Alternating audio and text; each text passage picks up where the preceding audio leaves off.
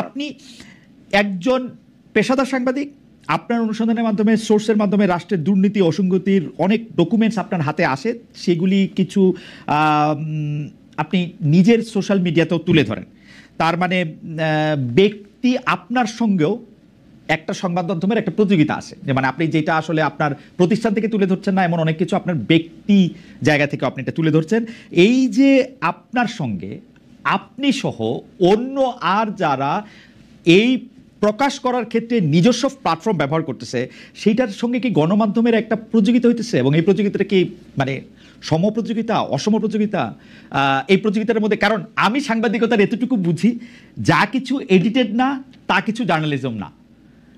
এখন এখন যদি কোনো কিছু মানে এইটা আপনি আসলে কিভাবে আপনি এটা দেখবেন? কারণ অনেক সময় তো এরকমও হইতে পারে, সামি আমি জাস্ট আরেকটা লাইন বলি, অনেক সময় তো এরকমও হইতে পারে যে আপনি হঠাৎ করে ক ব্যক্তিকে খুব অপছন্দ করতে শুরু করলেন।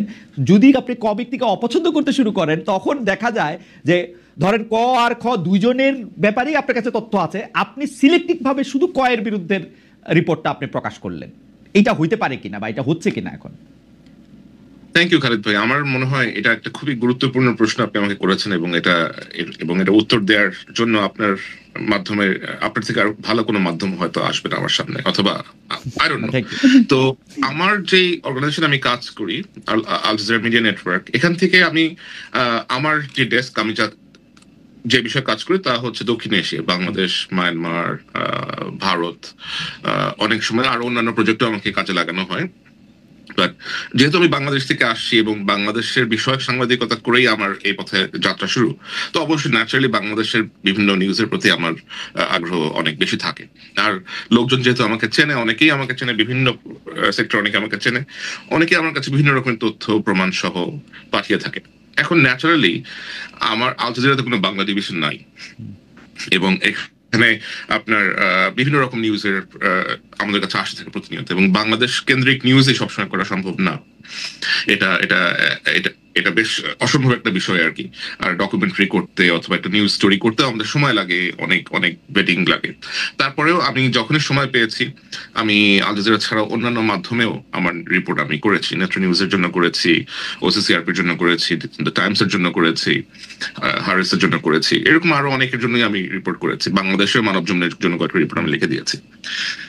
বাট যেটা হয় সেটা হচ্ছে যে আমার কাছে যা আসে, আমার পক্ষে এগুলা যেহেতু বাংলাদেশের কোনো পত্রিকায় গ্রহণ করতে রাজি হয় না। এখন কেন তারা রাজি হয় না সেটা একটা বেশ বড় প্রশ্ন। কারণ আমি অনেক সময় জিজ্ঞেস করেছি, অনেকের এডিটরের সাথে আমার কথা হয়েছে, তারা বলেছে যে মালিক ঝামেলা করতে পারে, মালিক পছন্দ করবে না, অথবা সরকার আমাদেরকে চাপ দিতে পারে, চাপ দিয়ে নিউজ তুলে নেবে, অনেক প্রবলেম করতে পারে, আমাদের হয়তো ওয়েবসাইট ডাউন করে দিবে, আমাদের জার্নালিস্টকে ভয় দেখাবে। তো আমার কাছ থেকে আসা রিপোর্ট এখনো পর্যন্ত অনেকেই বেশ ভয় পান আর কি। আমার মনে হয় একটা আতঙ্কে থাকেন যে আমার নামে অ্যাফিলিয়েটেড হয়ে গেলে কোনো না কোনো ভাবে যদি তারা ক্ষতিগ্রস্ত হন। কারণ আমার অনেক রিপোর্ট হয়তো অনেকের বিপক্ষে গেছে, অনেকে এটার দ্বারা ক্ষতিগ্রস্ত হয়েছেন, অনেকে কিছুটা হয়েছে, like somehow some people goat affected, এবং তারা কোনো না কোনো ভাবে বিভিন্ন পত্রিকা, মিডিয়া হাউসের সাথে সম্পৃক্ত। তো আমার প্রেজেন্স থাকলে তারা মনোক্ষুণ্ণ হবেন। তো আমি যেটা করি, যেগুলো বেশি গুরুত্বপূর্ণ, একেবারেই যেগুলো বেশি গুরুত্বপূর্ণ, যেগুলো যাওয়া উচিত মানুষের কাছে, আমি নিজেই একটু সময় বের করে ওই সেই রিপোর্ট গুলা অথবা সেই ডকুমেন্ট যা কিছু আসে একটু যাচাই বাছাই করি। আর আমার তো অবশ্যই বাংলাদেশে একটা নিজস্ব কিছু লোকজন আছে যারা আমার জন্য এই ফ্যাক্ট চেক গুলা করেন অথবা খোঁজ নেন, বিভিন্ন দপ্তরে গিয়ে আপনার সত্যতা ভেরিফিকেশন করে আসেন। তো সেই মেকানিজমটা আমার আছে, বাট আমি ওটা সামনে আনতে চাই না, because I don't want to risk them. আপনি অবশ্যই সামনে আনবেন না স্যার, আপনি তাকে প্রোটেক্ট করতেই হবে। আমার মানে এক লাইনে, এবং সেগুলো আমি এডিট করেই নরমালি প্রকাশ করে থাকি। আর আমার মনে হয় যে আমি ফেসবুকে যেটা করি এটা আসলে সাংবাদিকতা না, আমি তো ফেসবুকে সাংবাদিকতা করতে আসি নাই। আমার সাংবাদিকতা অন্য জায়গাতে হয়, যেটা আমার কাছে আসে, এটা আমার কাছে চলে আসে তথ্য, এবং আমার মনে হয় যে মানুষের জানা প্রয়োজন, পিপল শুড নো, আমি শেয়ার করে দিই। আমি শুধু সাংবাদিকতার একজন মানে ছাত্র হিসাবে আমি আপনার কাছ থেকে এটা জানতে চাইবো যে ধরেন আপনি ফেসবুকেরটাকে আপনি সাংবাদিকতা বলতেছেন না, কিন্তু আপনাকে যখন মানে আরও 15-20 বছর পরে যখন কন্টেন্ট অ্যানালাইসিস করে আমাদের সময়টাকে ধরা হবে, তখন আপনি অবশ্যই একটা গুরুত্বপূর্ণ চ্যাপ্টার হিসাবে থাকবেন। তখন আপনার এগুলিকে আসলে কি হিসাবে ধরা হবে? কারণ আমি আপনাকে ঘটনাটাও বলি, তাহলে আপনি বুঝতে পারবেন। আপনি যখন উপদেষ্টা আসিফ মাহমুদ সজীব ভুঁইয়ার এয়ারপোর্ট থেকে বেরিয়ে আসাটার ওই ভিডিও যখন আপনি প্রকাশ করলেন, তখন এই উপদেষ্টা কিন্তু প্রশ্ন তুলেছেন যে রাষ্ট্রের গোপন ও বিশেষায়িত স্পর্শকাতর তথ্য, অর্থাৎ এয়ারপোর্টের সিসি ক্যামেরার তথ্য যদি আপনার কাছে চলে যায়, তার মানে আপনার তো বিভিন্ন জায়গায় বিভিন্ন মানুষজনও আছে, এবং সেইটার ক্ষেত্রে আপনি একটা পিক এন্ড চুজ করতেছেন। আসিফ মাহমুদ সজীব ভাইকে আপনি দেখতে পারেন না, এনসিপিকে আপনি অপছন্দ করেন, সেই জন্য এটা সঙ্গে সঙ্গে আপনি দিয়ে দিচ্ছেন। কিন্তু বিএনপির কেউ হইলে, আমি কথার কথা করছি, বা জামাতের কেউ হইলে সেইটা আপনি দিতেন না। ব্যাপারটা কি একটা মানে একটা অসম জায়গা তৈরি করতেছে কিনা? ব্যাপারটা মোটেও অসম জায়গায় তৈরি করতেছে না, এবং আপনি একটা বেশ মজার একটা একটা একটা একটা চ্যাপ্টার নিয়ে আসছেন। আমি I will go back to the before one, যেটা বলতেছিলাম যে আজ থেকে 15 বছর 20 বছর পরে গেলে যখন এগুলো নিয়ে আলোচনা হবে, if I am alive or not, তখন এগুলো কি হিসেবে গণ্য হবে? তখন এগুলো এই হিসেবে গণ্য হবে যে বাংলাদেশে সাংবাদিকতা করাটা এতটাই ভীতিকর ছিল যে সাংবাদিকরা অমুক সাংবাদিকের জুলকারনাইন সায়ের খানের রিপোর্ট নিত না, এই লোককে বাধ্য হয়ে অনলাইনে রিপোর্ট প্রকাশ করে দিতে হইতো। এটা এডিটেড বলেন, র বলেন, হোয়াট এভার ইট ইজ। তো অবস্থাটা এতটাই একটা ভীতির সিচুয়েশন আমাদের মধ্যে ক্রিয়েট হয়েছিল। আর আমি তো এর আগেও জন্য আজিজের যে এয়ারলাইনের ভিতরে থাকা ফুটেজ ক্যাপচার করে নিয়ে আসছিলাম। ইসরায়েলির যে মোসাদের যে আউটপোস্ট হাঙ্গেরি, দুটোর মধ্যে ঢুকে গিয়ে মোসাদের যে টেকনিক্যাল ম্যানুয়াল স্পাইওয়ারের, সেটারও ছবি তুলে নিয়ে আসছিলাম। সেগুলো তো স্পর্শকাতর জায়গায় ছিল, এবং সেগুলো তো আমি পাবলিক ইন্টারেস্টের জন্যই করেছি, অনুসন্ধানী সাংবাদিকতার জন্যই করেছি। আসিফের সাথে আমার তো ব্যক্তিগত কোনো দ্বন্দ্ব নাই, আমি ওরা ভালো করে চিনিও না, কখনো কথা হয় নাই। এবং এনসিপির প্রতি আমার কি আছে না আছে, আমার মনে হয় সেটা এনসিপির 2-1 লিডার খুব ভালো করেই বলতে পারবে। তারা ভালো করেই জানে যে তাদের কোন জিনিস আমার সামনে আসার পরেও আমি তাদেরকে একটা দ্বিতীয় সুযোগ দিয়েছি, এটা তারা জানে। কিন্তু এই দ্বিতীয় সুযোগটা আমি বিএনপি অথবা জামাত হলে দিতাম না, এবং দিই না নর্মালি। সো আমার মনে হয় যে ওরা এখনো বেশ তরুণ বয়সে তরুণ।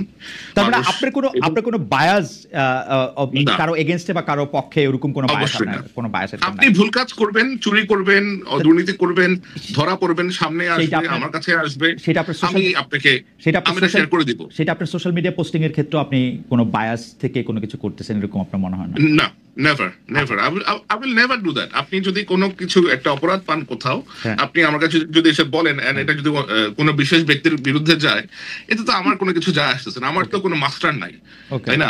Like I don't consider anyone as my master or anyone as my boss or anything like that. আচ্ছা, আমি আবার একটু আসবো আপনার কাছে। আপনার ব্যক্তিগত পছন্দ অপছন্দগুলি, বা আপনার সব মানুষেরই ব্যক্তিগত পছন্দ অপছন্দ থাকে, আপনার প্রতি ব্যবহার দিয়েও আপনি আসলে অনেক সময় আলোড়িত হতে পারেন, সেইটার ক্ষেত্রে আপনি কি করেন সেটা নিয়ে আমি আরেকটা প্রশ্ন করতে আসবো। আমি একটু জেসিনের কাছে আসি। জেসিন, আপনি সাংবাদিকদের কথা দিয়ে আপনার সাথে শুরু করতেছিলেন, বিগত প্রেক্ষাপট আপনি তুলে ধরেছেন, এবং দর্শকরাও আপনার কথা অনেকেই অনেক বেশি পছন্দ করেছেন। আমি যে বিষয়টি শুধু আপনার সামনে আনতে চাই, যে বিগত 15 বছরের ফ্যাসিস্ট আমলে খালি তো এইটা হয় নাই যে সাংবাদিকরা এরকম করছে।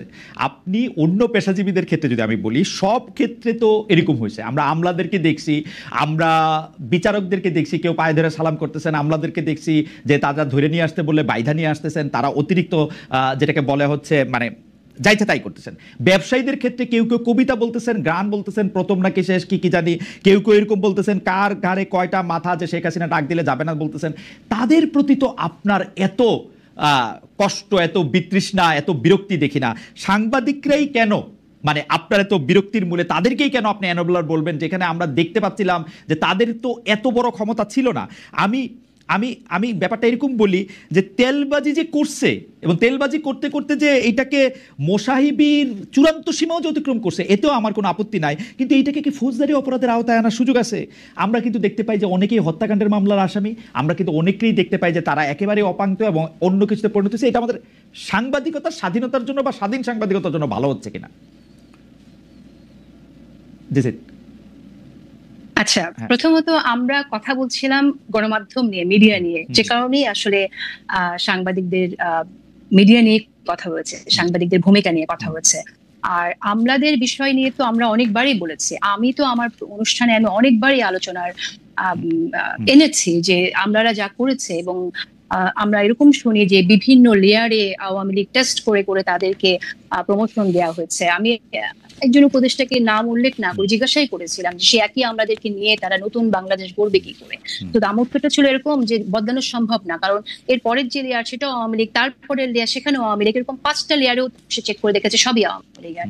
সো এরকম একটা সিচুয়েশনে সরকার কাজ করছে। ডেফিনেটলি আমরা বারবার বলছি এটা, যে সরকারের উচিত যেখানে তদন্ত করা কারা আসলে আওয়ামী লীগের হয়ে কাজ করেছে এবং কাদের বিরুদ্ধে তদন্ত করলে, যাদের বিরুদ্ধে তদন্ত করলে প্রমাণিত হবে তাদের বিরুদ্ধে ব্যবস্থা না, সেটা আমরা বারবারই বলছি এবং বলবো।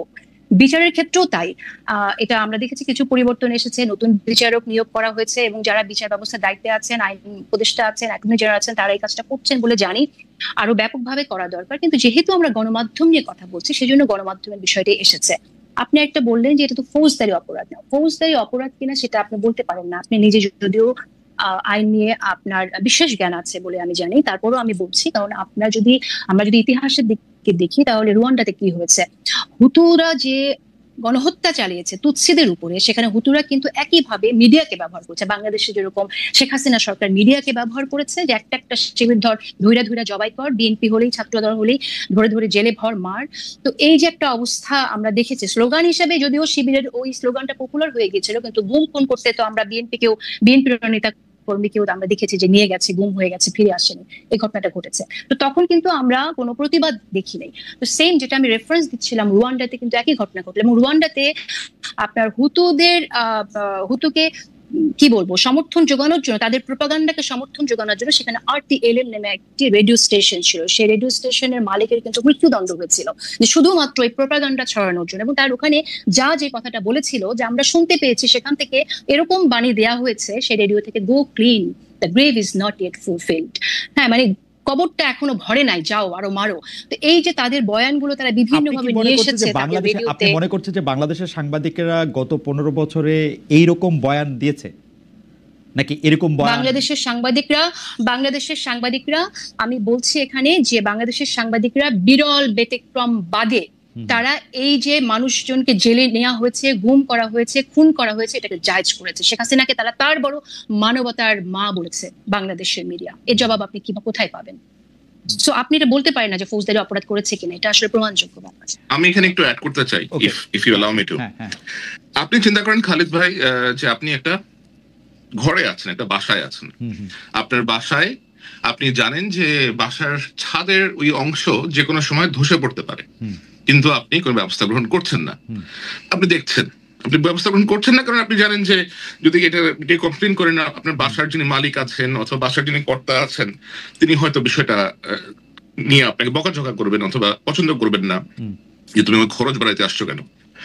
হঠাৎ করে ওই ছাদটা ভেঙে পড়ে বাসার 3টা লোক মারা গেল, দোষটা কার হবে? উড ইউ ফিল যে আপনি এটার জন্য দোষী কিনা? না, আমার মনে হয় বিষয়টা না, অবশ্যই এরকমই হয়েছে। কিন্তু না, আপনারা দুজনই আমার খুবই প্রিয় সাংবাদিক, কিন্তু আমি শুধু আপনাদের মনে করাই দিতে চাই যে 15 বছর ধরে আমাদের ফ্যাসিস্ট শেখ হাসিনার আমলে সাংবাদিকতাকে দেখতে গিয়ে আমরা অতিরিক্ত জেনারেলাইজেশন করতেছি কিনা। কারণ আমরা কিন্তু শেখ হাসিনা, আমি বলি আমরা কিন্তু শেখ হাসিনার যাবতীয় যত দুষ্কর্ম, সেই দুষ্কর্মের যতগুলি আমরা জানি সেগুলি কিন্তু সংবাদ মাধ্যমের মাধ্যমেই জানি। মানে ধরেন এই যে কি বলে সোনার মেডেলে চুরি করছে, বালিশের দাম কত রাখছে, পদ্মা সেতুতে কি করছে, সেগুলি কিন্তু গণমাধ্যমদেরকে আমাদেরকে মানে একদম হুতু তুৎসিদের সাথে মিলায়া গণমাধ্যম একেবারেই সে ফেসিস্টদের অ্যানাবলের ভাষাই শুধু ব্যবহার করছে। এইটা বললে কিন্তু আসলে আমার কাছে মনে হয় যে আমরা পরবর্তীতে যে সাংবাদিকতার কথা আমরা আশা করি সেইটার ক্ষেত্রে একটু বেশি করা হয় কিনা আমার কাছে মনে হয় যে, এবং এইটা এমন একটা উপায় তৈরি করে কিনা। আমরা কিন্তু এখন দেখতেছি যে নতুন যে সাংবাদিক গোষ্ঠী তৈরি হয়েছে এই 10 মাসে যারা সাংবাদিকতা করতেছেন তাদের বেশিরভাগের ক্ষেত্রে প্রভু বদলাইছে, তাদের অবস্থার বদলায় নাই। মানে এটা ভাঙা ঘর, ভাঙা বাড়ি, মাথার উপরে ভাঙা পড়ছে, সেটাতে এটা বিবেচনা করা যাবে কিনা। তারা কেউ দাবি করতেছে এরকম যে আমরা বিএনপির ঘনিষ্ঠ লোক, আমরা বিএনপির জন, সেই জন্য আমি এখন সম্পাদক হবো। কেউ দাবি করতেছে যারা জামাতের লোক সেই জন্য আমি সম্পাদক হবো, আমি এনসিপির লোক সেই জন্য আমার এটা করতে হবে। আমরা 15 বছর বঞ্চিত, মানে সোজা কথা বলতে যে 15 বছরে যেই দুষ্টামিগুলি আওয়ামী লীগ করছে সেগুলি এখন আমরা করবো, এইটা যারা করছে মানে সেইটা ঠিক হবে কিনা আসলে। মানে এই জন্য আমি এই প্রশ্নটাই যদি আপনি এটা বলতে, তারপর আবার একটু জেসিনেরও একটু মন্তব্য আমাদের একটু শুনতে হবে। স্যার আমি একটু থামাইতেছিলাম আপনাকে, সরি। যেটা বলতেছে যে এটা করা কখনোই উচিত হবে না, কখনোই, এবং এই জিনিসটাই বন্ধ করতে হবে যে রাজনৈতিক পরিচয়ের ভিত্তিতে সাংবাদিকতার পেশায় যে প্রেফারেন্স দেওয়া হয় এই প্রেফারেন্সিয়াল ট্রিটমেন্টটা বন্ধ করতে হবে। যে ব্যক্তি আপনার নিজের স্বাধীনতা, ইন্টিগ্রিটি এবং সততা বজায় রেখে এই পেশার মানটা ধরে রাখতে পারবেন, তাদেরকেই আসলে বিবেচনায় নেওয়া উচিত। কে কোন মতের, কোন দলের অনুসারী, এরকম কখনোই করা উচিত না। আর শেখ হাসিনার সময় আপনি যে ঘটনাগুলো উল্লেখ করলেন, বালিশ কাণ্ড অথবা অন্য সোনার মেডেল, এগুলোর সাথে কিন্তু শেখ হাসিনা সরাসরি কখনো সম্পৃক্ত ছিলেন না। শেখ হাসিনা সরাসরি সম্পৃক্ত ছিলেন কিসে? ফর এক্সাম্পল, আপনার জেনারেল আজিজের মতো একটা লোককে সেনাপ্রধান বানানোতে আমাদের দেশের সাংবাদিকরা রিপোর্ট করতে পারতো যে ওরকম পৌরসভা ইউনিয়নের চেয়ারম্যানের ভাই মার্ডারার তমিজউদ্দিন, সরি, অথবা মার্ডারার ক খ এরকম জেল থেকে মুক্তি পাইছে এবং সে এখন স্যার